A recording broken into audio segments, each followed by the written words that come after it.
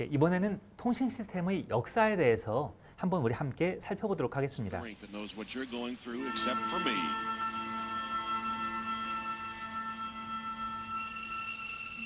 여러분이 생생하게 기억하는 장면이죠. 캐나다 밴쿠버에서 있었던 김연아 선수의 경기 장면입니다. 이러한 경기 장면이 우리에게 전달되기까지 위성을 타고 우리 안방에 전달이 됩니다.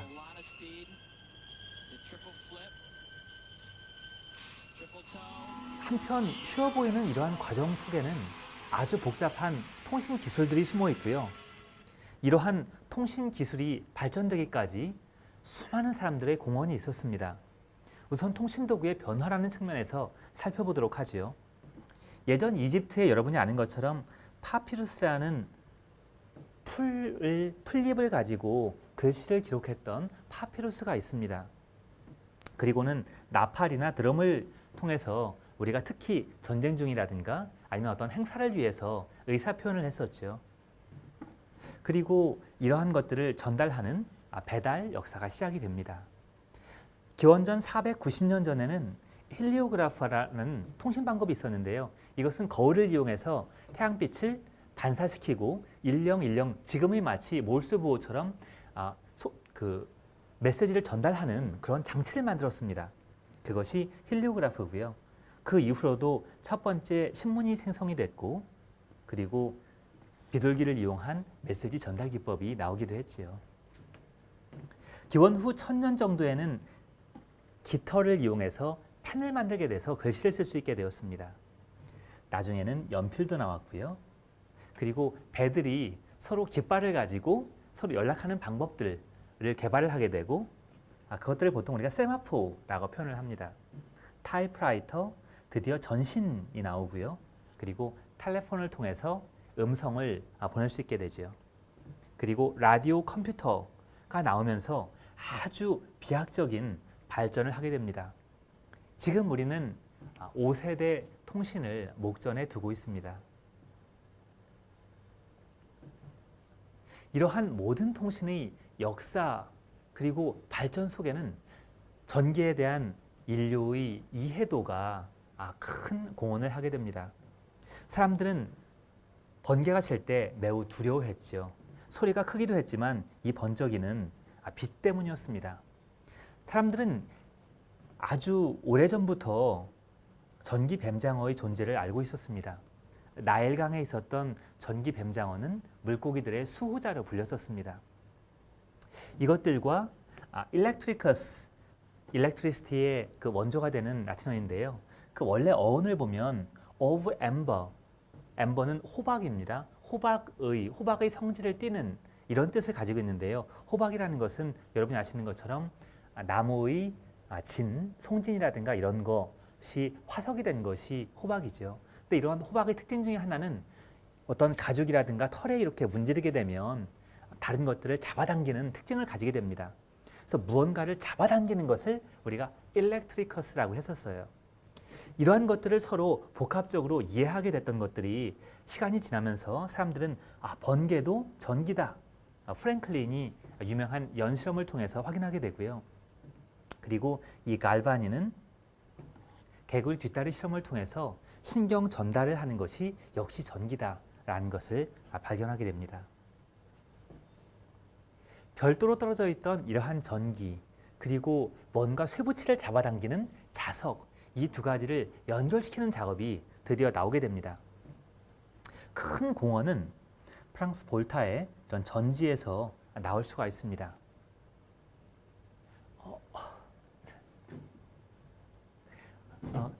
이 페이지 다시 할게요. 네, 이 페이지만 다시. 예. 그 전에 연결되는 거는 그 전 페이지 네네. 전체 화면으로 할 수 있거든요. 네네, 예, 고맙습니다.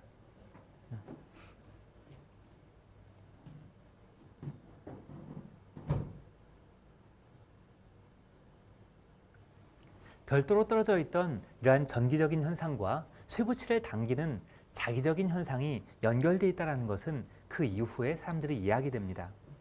우선 볼타의 전지가 아주 중요한 역할을 했습니다. 볼타는 그때까지 별도로 우리가 쉽게 얻을 수 없었던 전기라는 것을 늘 얻을 수 있는 형태의 건전지를 만들어내게 됩니다.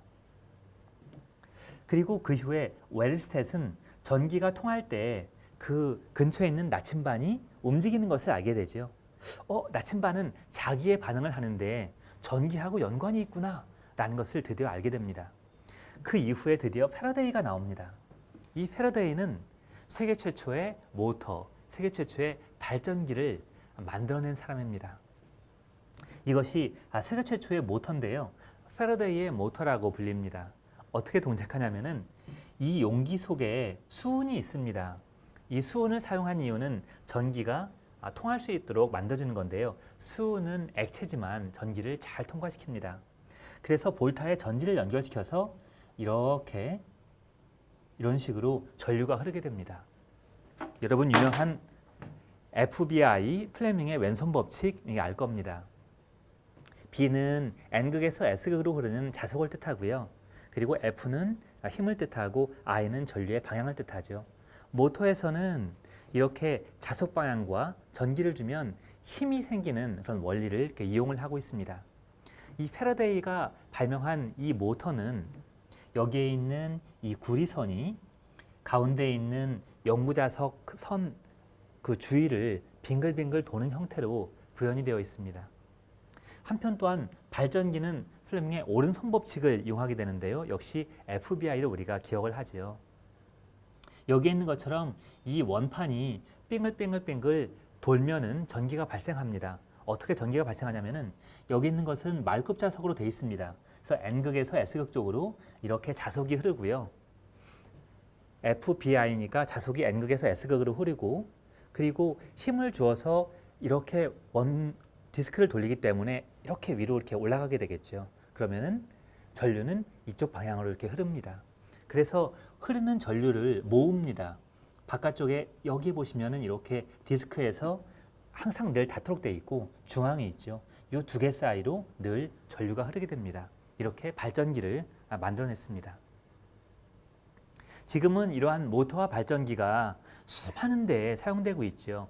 드론이나 로봇, 냉장고, 자동차 여러 군데에 사용이 되고 있습니다. 이 마이클 패러데이는 학교에 가지 않고 혼자 스스로 공부했던 과학자로 아주 유명합니다. 아인슈타인이 가장 존경했던 세 명의 과학자가 바로 뉴턴, 패러데이, 맥스웰이었고 그 한가운데에 패러데이가 있는 것은 우연이 아닐 겁니다. 이 마이클 패러데이에 대해서 잠깐 알아보도록 하지요. 마이클 패러데이의 아버지는 영국 북서부 지방에서 가난한 대장장이로 활동을 하고 있었습니다. 아마도 가족의 미래를 위해서였을까요? 서울, 영국의 서울이던 런던 근교로 이주를 합니다. 이때 마이클 패러데이가 셋째로 태어나게 됩니다. 마이클 패러데이의 가족은 아주 가난했지요. 그래서 13살까지 기본적인 교육을 받은 후에 14살부터는 일을 시작합니다. 재본소에 가서 다 만들어진 책을 배달하는 배달 사원 역할로 시작을 합니다. 아주 열심히 했기 때문에 이 재본소의 사장님은 마이클 패러데이를 인턴으로 채용을 합니다. 이러한 견습공은 아주 많은 월급을 받지는 못하지만 일하는 방법을 배울 수 있는 중요한 자리였지요. 남과 달랐던 점은 패러데이가 그곳에서 그냥 책을 꼬매가지고 만드는 거에 그치지 않고 원고를 읽었다는 데 있습니다. 더군다나 자신이 흥미있는 과학적인 분야에 대한 여러 원고들을 읽고 해석을 하고 실제 그 실험을 집에서 따로 했었습니다. 이러한 마이클 패러데이의 노력 덕분에 지식이 점점 쌓여갔고요. 마침 있었던 공개 강연을 통해서 과학적인 지식을 더욱더 많이 얻을 수가 있었습니다. 1812년에는 당대 최고의 화학자였던 험프리 데이비의 공개 강연 수강을 할 수 있는 기회를 얻게 됩니다. 이러한 쉽지 않은 기회는 많은 사람들의 도움 덕택이었는데요. 어떤 때는 재본소에 오는 손님이라든가 또 어떤 때는 바로 위의 형, 아버지가 병이 있었기 때문에 마이클 패러데이의 형이 가업을 이어받아서 대장장 일을 하고 있었습니다. 그때 번 돈으로 이러한 대중 강연에 들어갈 수 있도록 도와주지요. 험프리 데이비의 강연에 너무 푹 빠진 마이클 패러데이는 300쪽짜리 강연 필기 노트를 만듭니다. 그리고 그것을 멋지게 제본을 해서 앞에 존경하는 험프리 데이비에게 이름을 써가지고 들고 갑니다. 험프리 데이비는 아주 깊은 인상을 받았습니다. 그렇지만 마이클 패러데이가 워낙 비천한 집안 출신이었기 때문에 무시를 하지요. 그렇지만 어쩔 수 없이 마이클 패러데이를 쓸 수밖에 없는 상황이 발생했는데요. 바로 당시에 웃음가스로 알려져 있던 가스로 실험을 하다가 험프리 데이비는 한쪽 눈을 다치게 됩니다. 그래서 제대로 뭔가 글을 쓸 수 없게 되자 마이클 패러데이를 불러서 대피를 하도록 이렇게 시키지요. 그런데 잠깐 동안에 이런 아르바이트 일이었습니다. 그 일이 끝나고 다시 제본소로 돌아가야 됐어요. 21살이 되자 이제 인턴이 끝나서 그 제본소에서는 나오게 됐고요. 다른 제본소에 취직을 했는데 행복한 생활을 할 수가 없었습니다.